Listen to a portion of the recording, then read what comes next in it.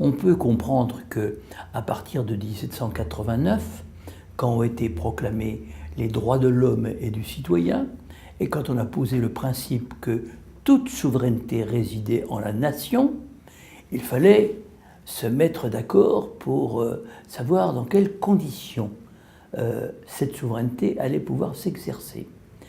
Donc on a demandé à l'époque aux prêtres de prêter serment sur la constitution civile du clergé, parce qu'auparavant, je le rappelle, c'était l'ordre de droit divin.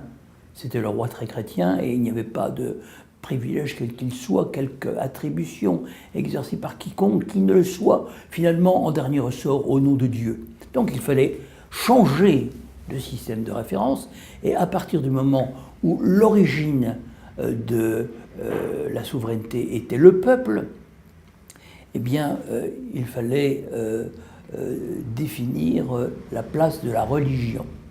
Alors, la Déclaration des droits de l'homme et du citoyen est très claire. Elle proclame la liberté de conscience, qui vient au-dessus de tout, et ensuite la liberté d'opinion, même religieuse. Même religieuse. Hein.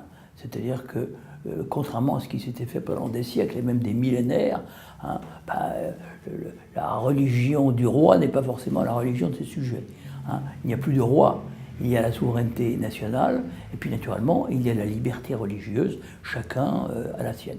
Quand on a eu proclamé la liberté d'opinion religieuse, ne s'en est pas moins posé le problème des rapports avec la religion. Alors il y a eu une phase d'hésitation qu'il est important d'avoir à l'esprit. Au départ, la constitution civile du clergé, les prêtres assermentés, qu'on appelait aussi jureurs, et puis les prêtres réfractaires, qui ne voulaient pas entendre parler de l'autorité temporelle. Parce que c'était pas si facile que de distinguer le temporel et le spirituel. Alors il y a eu une période de persécution. Robespierre a voulu établir un culte qui était celui de l'être suprême. Robespierre était un disciple de Rousseau, c'était un théiste, ou un déiste si vous voulez, et ça n'a pas marché parce que la majorité des conventionnels ne partageaient pas réellement ces idées. Ils étaient soit des matérialistes, disciples de Diderot, soit des voltairiens, des sceptiques. Et au fond, la fraction rousseauiste, si je puis dire, qu'on a souvent qualifiée de jacobine, était minoritaire, de sorte qu'au 9 Thermidor exit Robespierre. Ensuite, Napoléon Bonaparte, en 1801, a passé avec le pape Pie VII un concordat qui lui donnait en réalité le pouvoir de nommer les évêques.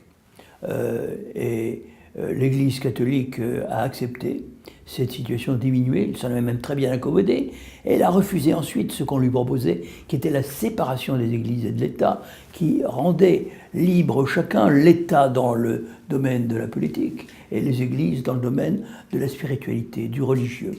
Eh bien, après quelques décennies, les choses se sont arrangées, et tous les cultes se sont accommodés de la laïcité, qui, je le rappelle encore une fois, n'est pas du tout synonyme d'athéisme ou d'agnosticisme, comme le croient des esprits simples ou mal intentionnés, qui décrivent la laïcité sous un jour qui n'est pas réellement le sien, pour mieux la discréditer.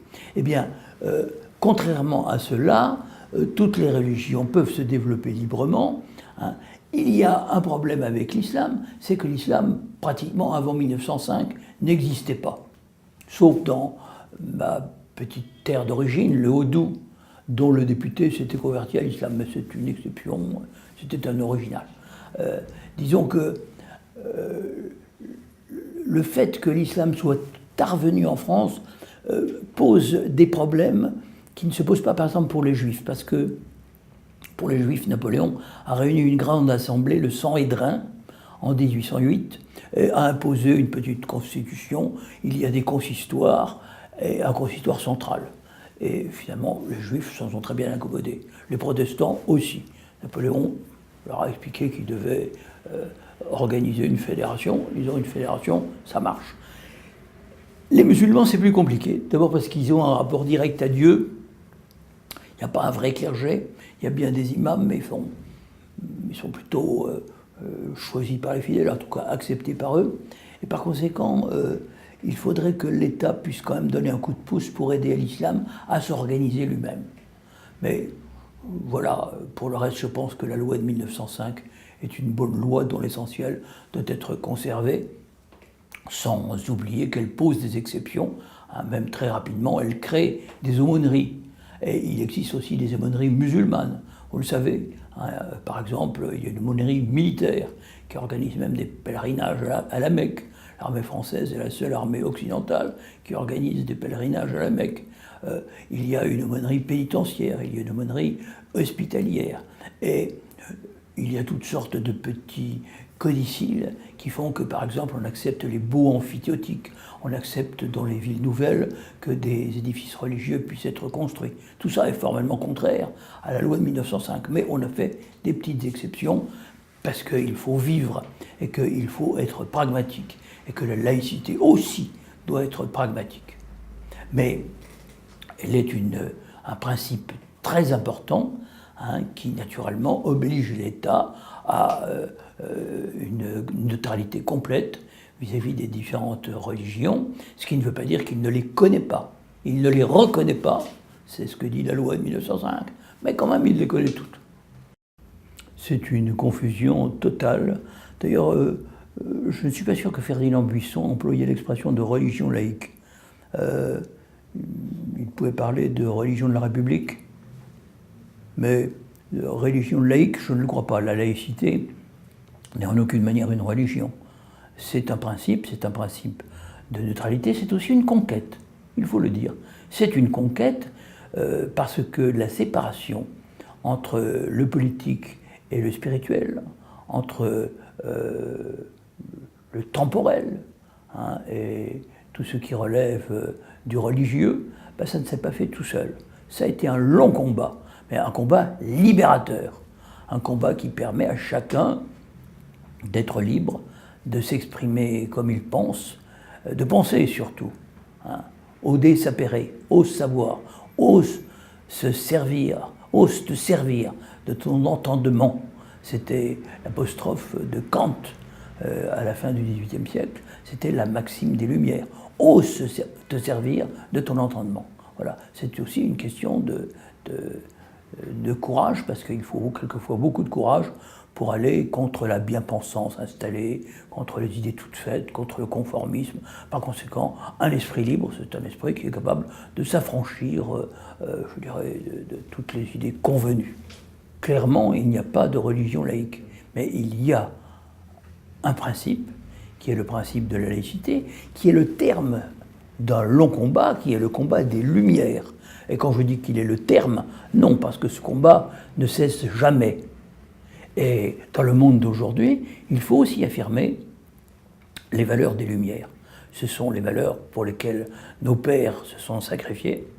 Ils ont prétendu créer quelque chose de mieux, quelque chose de plus digne, quelque chose de plus libre, quelque chose qui, d'une certaine manière, leur permettait de s'affranchir de l'obscurantisme, certes peut-être confortable, des anciens temps, des temps où effectivement le poids de la communauté était tel, peut-être chaleureux, mais enfin empêcher la pensée libre de l'individu. Alors non pas que je veuille mettre l'individu au-dessus de tout, non, je pense que nous appartenons à une collectivité, mais cette collectivité s'enrichit toujours quand elle est composée d'individus qui pensent par eux-mêmes.